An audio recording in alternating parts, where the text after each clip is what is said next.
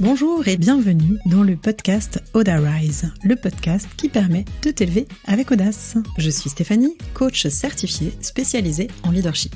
Ma mission, que tu développes ta confiance en passant à l'action et en t'affirmant pour faire passer ta vie professionnelle au niveau supérieur. Entrepreneur depuis 15 ans, j'ai dû me challenger et je te parlerai ici de leadership au féminin, de mindset, d'audace, de communication positive et de réussite.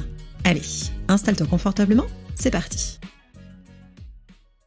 Et nous voici dans l'épisode 4. Cette fois, je vais te parler de minimalisme, ou plutôt d'un focus sur l'essentiel. Pourquoi et comment faire moins, mais mieux? Comment avoir plus d'impact avec moins d'action? Si tu te sens submergé, avec une charge mentale prête à exploser, si tu veux tellement bien faire que tu te perds dans les détails, si tu rêves de vacances ou alors de journées de 36 heures pour avoir le temps de tout faire, alors t'es au bon endroit. Pour ça, je vais commencer à te parler de moi. Parce que tu verras au fil des épisodes que ce dont je te parle, c'est un mix de ce que j'ai appris en lisant, en me formant, mais c'est surtout les solutions que je me suis moi-même appliquées. Je suis ce qu'on appelle une HP, une HPI, une haut potentiel, une surdouée, une zèbre. Bref, j'ai eu l'impression pendant très longtemps d'être inadaptée, avec un perfectionnisme à outrance, un syndrome de l'imposteur, de l'auto-sabotage. Je commençais 1000 projets et j'en terminais aucun. J'ai quasiment tout fait pour m'auto-saboter en permanence.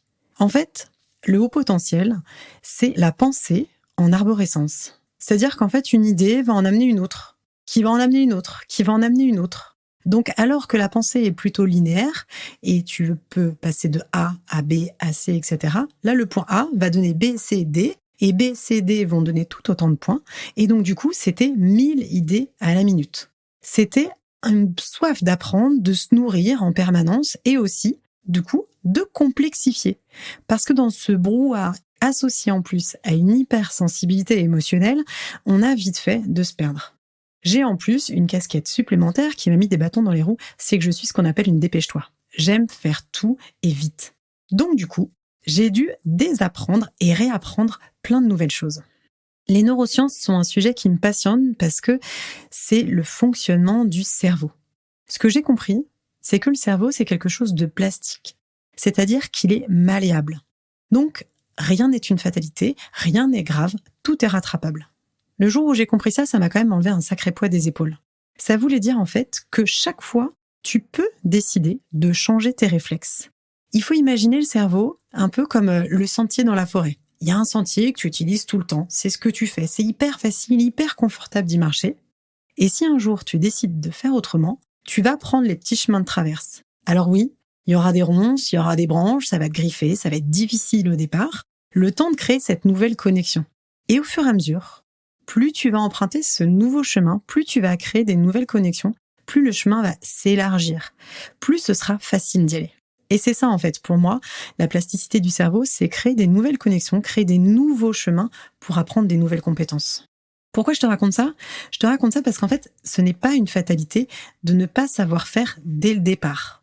Et justement, quand on a beaucoup d'idées ou quand on se sent débordé, c'est important de revenir à son essentiel. C'est-à-dire de refaire un focus, de canaliser ton cerveau. Ça, c'est possible. C'est quelque chose que j'ai appris en coaching avec la loi de Pareto. Peut-être que tu connais, c'est la loi des 80-20. Qu'est-ce qu'elle dit, cette loi? Elle dit que 20% de tes actions vont entraîner 80% du résultat. Alors que souvent, on va peaufiner, en faire encore plus pour obtenir du 100%. Alors que, je la répète, 20% de tes actions amènent 80% du résultat. Donc en fait, tu peux mettre ton énergie sur ces 20%. Et c'est ça qui va te permettre de réduire ta to-do list. C'est ça qui va te permettre, quand tu veux atteindre un objectif, de ne pas t'épuiser. Que tu veuilles obtenir un contrat, réussir ta mission, déléguer des tâches, vendre une formation, bref, tu peux lister toutes tes idées d'action et ensuite te demander celles qui comptent vraiment, celles qui auront un impact et qui feront la différence. Ces 80-20, ça a été une vraie révélation pour moi. Et ensuite, j'ai découvert un autre concept, encore plus poussé, pour aller dans la simplification. C'est le livre The One Thing de Gary Keller. Je te mettrai le nom en résumé parce qu'il est vraiment captivant. Grosso modo, ça m'a vraiment marqué parce que depuis 5 ans, je suis dans une démarche très minimaliste. J'ai tout viré chez moi. J'ai une déco très basique, j'ai une garde-robe épurée avec des classiques, que je tempère avec un ou deux bijoux, j'ai en fait simplifié mon quotidien, mon environnement. J'ai même poussé le vice jusqu'à garder que 7 culottes et 7 chaussettes pour mes filles. Bon, ça a été un fiasco parce qu'elles en perdent régulièrement et il faut être au taquet sur les machines. N'empêche que moins, mais mieux, ça a toujours été ces dernières années mon credo. Donc le mettre dans la vie professionnelle ou dans la vie personnelle, c'était pour moi une suite logique. C'est essentiel, c'était important. Pourquoi ? Parce qu'en fait, l'ordre extérieur va apporter l'ordre intérieur. Plus on simplifie nos actions, plus le cerveau se canalise, se détend et on a plus de sérénité, en plus d'avoir plus d'impact. Parce que le livre, il va t'expliquer en fait comment tu vas pouvoir choisir ton action essentielle, la seule, celle qui va faire que tu auras de l'impact. En choisissant cette action, tu pourras mettre toute ton énergie dessus. Et en fait, ce que j'ai compris, c'est qu'on peut réussir et que ça soit simple. Je vais la répéter cette phrase parce que j'ai eu besoin de l'ancrer et je me la répète encore régulièrement. Tu peux réussir, quel que soit ton projet, et que ça soit simple.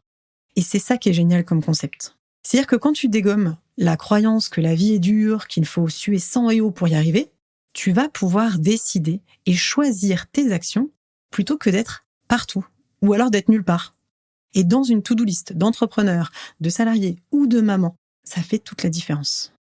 Tu dois connaître le dicton que les hommes sont monotaches et les femmes sont multitâches. Comme si on avait quelque chose de glorieux à s'exciter dans tous les sens, à avoir 1 milliard d'onglets d'ordinateur ouverts dans notre tête. Et en fait, ça, c'est épuisant. En fait, le cerveau n'est pas multitâche. Ça a même tendance à le fatiguer. Pourquoi ? Parce qu'en fait, le cerveau, il va traiter de toute façon, homme ou femme, une seule information à la fois. Mais en faisant plusieurs choses, il va se connecter et se déconnecter non-stop de la tâche. C'est-à-dire que c'est des millisecondes qui vont être perdues de démarrage et d'interruption. Et c'est ça, la perte de temps. Donc on peut faire, oui, plusieurs choses à la fois, mais on ne peut pas être efficace sur plusieurs choses en même temps. Donc faire une seule tâche, c'est vraiment une astuce magique. Une seule chose à la fois. Tu vas me dire comment c'est possible, il y a des stimulations dans tous les sens, tout le temps. En fait, déjà, en coupant les notifications, en arrêtant les interruptions, pour gagner en efficacité, pour gagner du temps. C'est en se définissant des plages horaires précises. C'est comme ça que j'ai découvert le principe du batching. Alors j'en avais d'abord entendu parler, j'avoue, pour tout ce qui était alimentation. Comment t'épluches tous tes légumes tout le week-end pour gagner du temps sur la semaine et être efficace et rapide le soir. Et en fait, c'est marrant parce que j'en entends de plus en plus parler pour le boulot. Le principe, il est simple, le batching, c'est regrouper des tâches similaires pour gagner en efficacité et productivité. Et ça, c'est valable pour ta vie pro ou ta vie perso. Plus tu vas regrouper les tâches, plus tu seras efficace, focus, toujours en évitant les distractions. Mais l'autre grand truc, vraiment essentiel dans ce focus, c'est le fait de choisir. De choisir pour prioriser. Et moi, ce qui m'aide dans ces cas-là, c'est la joie.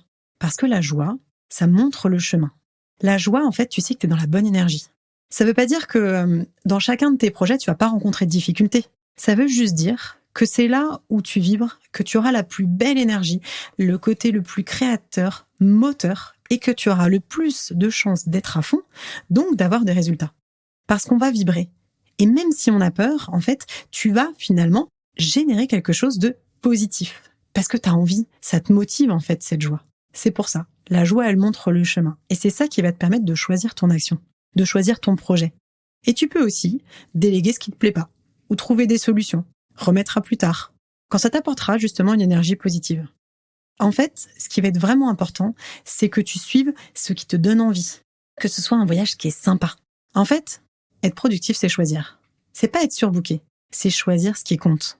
C'est faire l'important et supprimer le reste. Ce que j'aime faire, chaque matin, moi je me fais une to-do list et je note toutes les idées, tout ce qui me passe, aussi bien l'intendance que les trucs pro, la gestion des enfants, etc. Et après je me dis, ok, quelle va être ma grande action ? Quelle va être la chose qui fait qu'à la fin de la journée, je serai satisfaite, je me sentirai mieux, que j'aurai l'impression d'avoir avancé sur mes projets ? Quelle est la tâche qui va me rapprocher le plus de mon objectif ? Je t'invite à le faire. Je te dis pas que c'est facile, mais ce qui est sûr, c'est que comme tous les nouveaux apprentissages prennent un petit peu de temps, plus ça va aller, plus ça va être facile. Et en fait, c'est quand même facile parce que c'est encore une fois le chemin de la simplicité et de la joie. Donc en fait, je te propose de tester.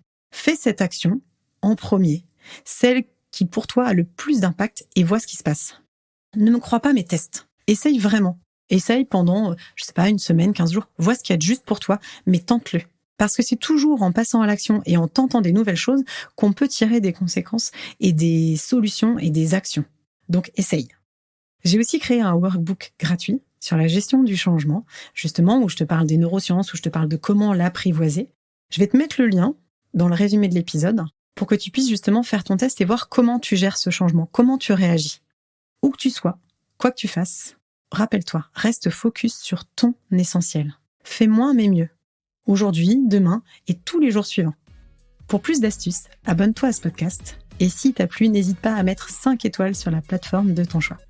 Je te dis à très vite.